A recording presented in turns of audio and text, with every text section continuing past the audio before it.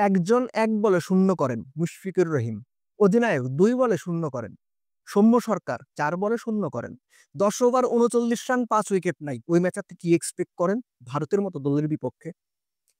তাওহিদ হৃদয়ের সেঞ্চুরি বাংলাদেশকে ২২৮ পর্যন্ত নিয়ে গেছে। এটার জন্য সবার উচিত তাওহিদ হৃদয়ের জন্য বড় একটা করতালি দেওয়া। নইলে there is every chance Bangladesh ১২০-৩০ অল আউট হইতো। ইনফ্যাক্ট ০ রানে জাকির আলী লাইফ পেয়েছিলেন, তাওহিদ হৃদয় ২১ রানে লাইফ পেয়েছিলেন। ওই দুটো যদি লাইফ না হতো বাংলাদেশ ১২০-৩০ হয়তো করতে পারতো না। এনিওয়েজ, বাংলাদেশের টপ অর্ডার, বাংলাদেশ সবশেষ ৩ বছরে যে ওয়ানডে ম্যাচগুলো খেলেছে গড়ে ৬৫% ম্যাচে ১২০ রানের মধ্যে বাংলাদেশ ৪ থেকে ৫ উইকেট হারিয়েছে। টপ অর্ডার নাই। তো বাংলাদেশ কিভাবে ভালো করবে? আপনি সবশেষ ৩ সিরিজ হিসেব করেন না কেন? ওয়েস্ট ইন্ডিজের বিপক্ষে দ্বিতীয় ওয়ানডেতে বোধহয় কত ১০৪-৫ রানে ৪-৫ উইকেট নাই। আফগানিস্তানের সঙ্গে এক ম্যাচে তো ১২০ এ ২ উইকেট, ১৪৩ অল আউট হলো। আরেকটায় ৭৪ রানে ৪ উইকেট। শ্রীলঙ্কার বিপক্ষে তৃতীয় ওয়ানডেতে বোধহয় ১৩০ এ ৫ উইকেট। সো এই যে ধারাবাহিকতা, এটা কিন্তু চলছেই।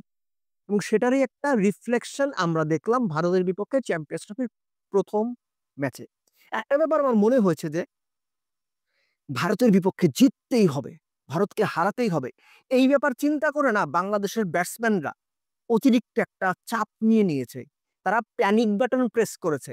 আপনি সৌম্যর ব্যাটিং দেখেন, শান্তর ব্যাটিং দেখেন, তানজিদ তামিমকে মনে হচ্ছিল কমফোর্টেবল, কিন্তু তিনি উইকেট দিয়ে এসেছেন।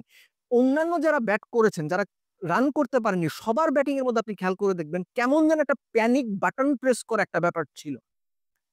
তাওহিদ হৃদয় এবং জাকের আলী অনেক, তারা যখন ব্যাট করছিলেন আপনি ১০ ওভারে ৩৯ করেছেন, ২০ ওভারে গিয়ে ৭৯ হয়েছে। ওই ৫ উইকেট যাওয়ার পরও কিন্তু ৪০ রান হয়েছে পরের ১০ ওভারে। পরের ১০ ওভারেও ৩০-৩২ রান হয়েছে। তারপর ৩০ থেকে ৪০, এই ১০ ওভারে বাংলাদেশ প্রায় ৫৩-৫৪ রান করেছে। শুধু তাই নয়, ৪১ থেকে ৪৫ এই ৫ ওভারে বাংলাদেশ ৪৭ রান করেছে। অর্থাৎ ওই উইকেটে একটু ধৈর্য ধরে, একটু মাথা খাটিয়ে খেললে ভালো করা সম্ভব ছিল। কিন্তু বাংলাদেশের টপ অর্ডার যথারীতি অভ্যেস মতো কলাপস করেছে। কোন রকম ভালো পারফরম্যান্স কিংবা কোন রকম সাস্টেইনেবল পারফরম্যান্স দিতে পারেনি যেটা দলকে প্রোটেক্ট করতে পারে।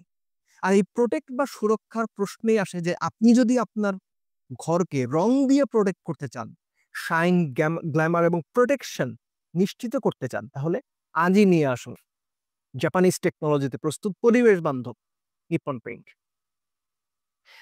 বাংলাদেশ শেষ দিকে গিয়ে যখন ক্র্যাম্প করলেন তাওহিদ হৃদয়, তখনকার ফেজটা না পুরো ম্যাচের হিসাবটা বদলে দিয়েছে। একটা সময় মনে হচ্ছিল বাংলাদেশ ১২০-৩০ করবে, সেই বাংলাদেশ যখন মনে হচ্ছিল ২৫০-৬০ করতে পারে, আপনি ২১৫-১৬ রান হয়ে গেছে বা ২১২ রান বোধ হয়েছিল, এক্স্যাক্টলি আমার মনে নেই, ৪৫ ওভারে। আপনি যখন শেষ ৫ ওভারে ওই অবস্থাতে গিয়ে ২০টা রান করতে পারবেন না, শেষ ৫ ওভারে যেখানে সবাই এক্সপেক্ট করছে ৪০-৫০ রান হবে, তখন আপনার মন খারাপ হতে বাধ্য। আমার মনে হয় সব ভক্তেরই হয়েছে। বাট বাংলাদেশের শুরুটা যদি আপনি ব্যাটারদের দিক থেকে খেয়াল করেন, তাহলে অত জঘন্য ব্যাটিং এর পরও ২২৮ পর্যন্ত গিয়েছে। মানে এটা মনদের ভালো, ওই যে আমরা সম্মানটা মোটামুটি বেঁচেছে। এর আগে একটা ভিডিওতে আমি বলেছিলাম যে বাংলাদেশের বোলারদের মধ্যে তাসকিন বাদ দিলে অ্যাকচুয়ালি স্ট্রাইক বোলার খুঁজে পাওয়া মুশকিল। ভারতের সঙ্গে ম্যাচে কিন্তু সেটা প্রমাণ হয়ে গেছে আবারও। মুস্তাফিজ শুরুতে রোহিত শর্মাকে প্রচন্ড রকম ভুগিয়েছেন, ট্রাবল দিয়েছেন, কিন্তু রোহিত শর্মা যখন ফিট ইন হয়ে গেছেন তখন আর আসলে কোনো কিছুই তাকে দমাতে পারেনি। আর ভারতের যে ব্যাটিং লাইন আপ, আপনি তাদেরকে যদি একটু সুযোগ দেন, তারা যদি ১০-১৫টা বল মোটামুটি খেলে ফেলতে পারেন বা ২০টা রান করে ফেলতে পারেন, আপনার আসলে তাদেরকে পেয়ে বসা বা তাদের উপর চেপে বসার সুযোগটা না সবসময় কমতে থাকবে, এবং বাংলাদেশ এই ক্ষেত্রেও সেটাই হচ্ছে। বাট আবার আমি বলবো, নতুন বলে স্ট্রাইক বোলারের যে বা উইকেট তোলা বোলারের যে অভাব, সেটা এই ম্যাচেও বাংলাদেশ ভুগেছে, খুব ভালোভাবে ভুগেছে। এবং আরেকটা ব্যাপার আমাকে সারপ্রাইজিং মনে হয়েছে আমার কাছে, যে মুস্তাফিজকে আমরা বিগত সময় দেখেছি যে নতুন বলে তিনি কিন্তু শুরুতেই বল করেন না, বলটা একটু পুরনো হওয়ার পর থার্ড বোলার হিসেবে বেশিরভাগ ম্যাচেই তিনি বল করেন। এই ম্যাচে কি স্ট্র্যাটেজিতে কোন কারণে মুস্তাফিজের হাতে নতুন বল তুলে দেওয়া হলো আমি জানি না। মুস্তাফিজ নতুন বলে খারাপ করেননি। হ্যাঁ, প্রথম ৪ ওভারে ৩৪ দিয়েছেন, ১ ওভারে রোহিত শর্মা ১২ নিয়েছেন, দেখতে ফিগার দেখে আপনার মনে হয় না তিনি ভালো বল করেননি, কিন্তু শুরুর দিকে তিনি একটা ওভার খুব ভালো বল করেছেন। কিন্তু হয় কি, একটা বোলার যখন পার্টিকুলার কোনো রোলে অভ্যস্ত হয়ে যায়, হুট করে একটা নতুন ম্যাচে, বিগ ম্যাচে এসে যত এক্সপেরিয়েন্স বোলারই হোক, তাকে যখন নতুন রোল আপনি দেবেন, তার জন্য অ্যাডপ্ট করতে সমস্যা হতে পারে। সেটা মুস্তাফিজ হোক, মিচেল স্টার্ক হোক কিংবা অন্য যে কোনো বড় বোলার হোক। বাট অ্যাপার্ট ফ্রম এভরিথিং, বাংলাদেশের ব্যাটারদের পারফরমেন্স সত্যিকার অর্থেই খুবই বাজে, খুবই খারাপ। টপ অর্ডারের পারফরমেন্স। তাওহিদ হৃদয়, আমি বলবো যে he had a very good knock. ক্যাম্পটা না হলে হয়তো ডিফারেন্ট সিনারিও হতে পারতো, অন্যরকম কিছু আমরা এক্সপেক্ট করতে পারতাম।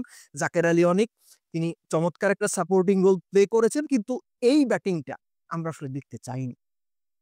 আমরা বাংলাদেশকে টপ অর্ডারে 39 রানে 5 উইকেট হারানো দেখতে চাইনি। ম্যাচ হারা যেটা, দ্যাটস এ ডিফারেন্ট কেস, কিন্তু যেভাবে বাংলাদেশের টপ অর্ডার ভেঙে পড়েছে, দিনের পর দিন ভেঙে পড়ছে হোয়াইট বল ক্রিকেটে, এটা দেখতে খারাপ লাগে।